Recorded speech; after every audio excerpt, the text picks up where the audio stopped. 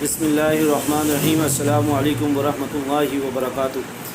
کافی حضرات یہ بہت زیادہ بات کرتے ہیں کہ جی ہم نے تو اللہ سے اتنی دعائیں مانگی، آج تک ہماری کوئی دعا قبول نہیں ہوئی۔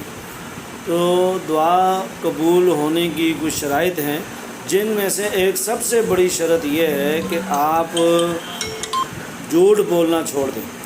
جس زبان سے جھوٹ نکلنا بند ہو جائے، اس زبان سے نکلی ہر دعا قبول ہوتی ہے۔ ہماری دعائیں اسی وجہ سے قبول نہیں ہوتی کہ ہم جھوٹ بولتے ہیں، اور ہماری زبان پہ بھی جھوٹ ہوتا ہے، ہمارے دل میں بھی جھوٹ ہوتا ہے، ہمارے دماغ میں بھی جھوٹ ہوتا ہے، اس لیے ہماری دعائیں قبول نہیں ہوتی۔ تو سچ بولیں اور سچائی کے ساتھ سب کے ساتھ پیش آئیں، انشاءاللہ آپ کی ساری دعائیں قبول ہوں گی، کوئی دعا رد نہیں ہوگی۔